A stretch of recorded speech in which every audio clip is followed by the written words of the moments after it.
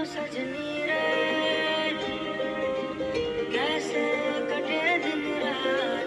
আজকের ব্লগটায় আমি আমার সবচাইতে হ্যাপি একটা উইকেন্ড শেয়ার করব। আমাদের এখানে অলমোস্ট সামার চলে এসেছে, সেজন্য আমরা প্ল্যান করেছিলাম যে এবার উইকেন্ডে আমরা কোনো একটা সি বিচে ঘুরতে যাব। তো আমি আর মিঠুন যেটা বুঝতে পেরেছি সেটা হচ্ছে, আগে আমরা কোথাও বাইরে গেলে বাইরে খাবার খেতাম, বাট এখানের খাবার একদমই ওর্থলেস। সো আমরা ট্রাই করেছি বাসা থেকে কিছু হেলদি খাবার আগের দিন রাতেই প্রিপেয়ার করে নিয়ে যেতে।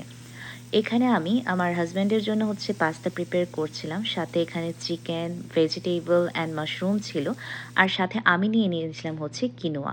আর ইন দ্য সেম ওয়ে আমরা রাতের ডিনারটাও একই খাবার দিয়ে সেরেছিলাম। সকাল সকাল শুধু একটু প্যানকেক রেডি করে বক্সে করে নিয়ে আমরা বের হয়ে গিয়েছিলাম। আগের দিন খাবার প্রিপেয়ার করে রাখলে পরের দিন কোথাও ঘুরতে যেতে খুবই ইজি হয়, অ্যান্ড এটা একটা হেলদি অপশনও হয়। তো মাঝ রাস্তায় আমরা, এটা একটা রেস্টিং এরিয়া যেখানে আমরা থেমেছিলাম। আর বাসা থেকেই হচ্ছে আমি আমার জন্য টার্মারিক টি একটা হিটিং কাপে করে নিয়ে এসেছিলাম, আর এখানে হচ্ছে আমার হাজব্যান্ড তার জন্য একটা মাউন্টেন ডিউ নিয়েছিল খাওয়ার জন্য। অ্যান্ড এখন আমরা হেলথ বিষয় এত বেশি কনসার্ন হয়েছে যে আমরা হচ্ছে বাইরের কিছুই খাই না। নর্মালি ট্রাই করি বাইরের খাবারগুলো স্কিপ করার, কারণ প্রথম হচ্ছে এখানের বাইরের খাবারগুলো খুব একটা বেশি হেলদি হয় না, আর খেয়েও যে একটা স্যাটিসফ্যাকশান আসার সেটাও কখনো হয় না। অ্যান্ড এই রেস্টিং এরিয়াটা এত বেশি সুন্দর ছিল, আমরা তো এখানে কিছুক্ষণ বসেছিলাম, কিছুক্ষণ রেস্ট নিলাম। নর্মালি লং জার্নিগুলোতে কিছুক্ষণ বসে রেস্ট নিয়ে তারপর আবার ড্রাইভ করলে ইজি হয় যেতে। আর আজকে যেখানে আমরা যাচ্ছি সেটা হচ্ছে আমাদের বাসার থেকে অলমোস্ট 2-2.5 ঘন্টা ডিস্টেন্সে ছিল। আমরা হচ্ছে একটা ব্রেক নেওয়ার পর আবার কিছুক্ষণ ড্রাইভ করার পর প্রায় হচ্ছে ক্যারোলিনা বিচের কাছাকাছি পৌঁছে গিয়েছিলাম। অ্যান্ড এই যে এখান থেকে হচ্ছে রাস্তা দিয়েই হচ্ছে দেখা যাচ্ছে সমুদ্রের কিছুটা অংশ। আর গিয়ে হচ্ছে এত সুন্দর একটা গাছের সামনে আমরা কারটা পার্ক করেছিলাম। মূলত আমি এখান থেকে কিছু ফুল নিয়েছি, সেজন্যই এখানে পার্ক করতে বলেছিলাম। তারপর আমরা প্রথমে পার্কিং টিকিট কেটে নিচ্ছি, অ্যান্ড আমরা 3টা 10-এ গিয়ে পৌঁছেছিলাম। 2 ঘন্টার পার্কিংয়ের জন্য আমরা $12 পে করেছিলাম, যেটা হচ্ছে অলমোস্ট বাংলাদেশে 1300 টাকার মতো।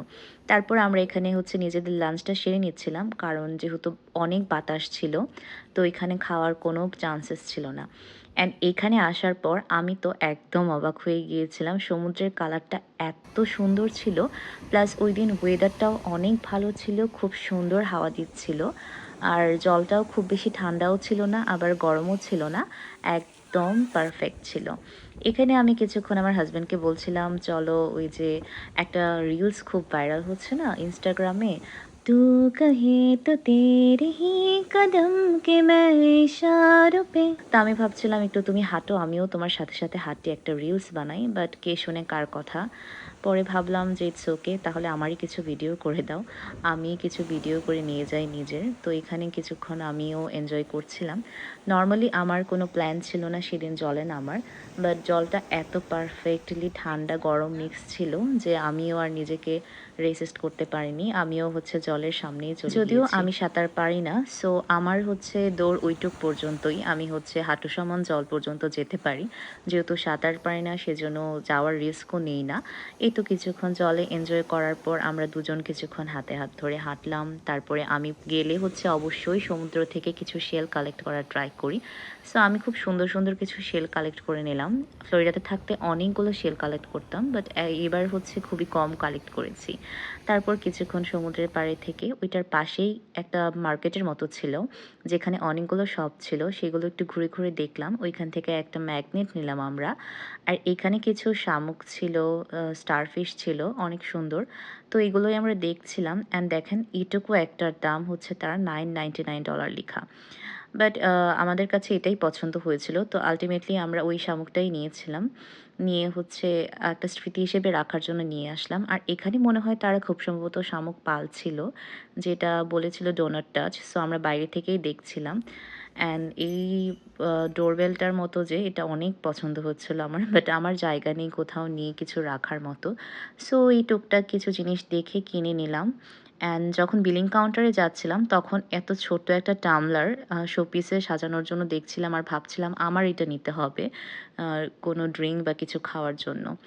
অ্যান্ড এই তো কেনাকাটা করে হচ্ছে আমরা এখন সুন্দর ওয়েদারে আকাশ দেখতে দেখতে দিন থাকতে থাকতেই বাসায় ব্যাক করেছিলাম। কারণ রাতে ব্যাক করলে রাস্তায় দেখা যায় অনেক হরিণ থাকে অ্যান্ড অ্যাক্সিডেন্ট হয়।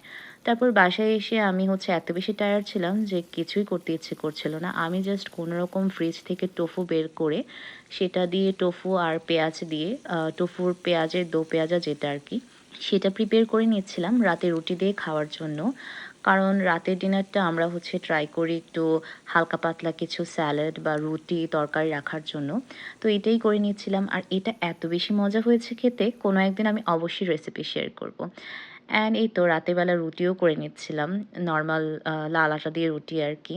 অ্যান্ড এখন হচ্ছে একদম রাত হয়ে গিয়েছে, সব কিছু কমপ্লিট। আমার ব্লগটা আমি এখানেই শেষ করছি, তাহলে দেখা হবে আবার নতুন কোনো ভিডিওতে। Thanks for watching.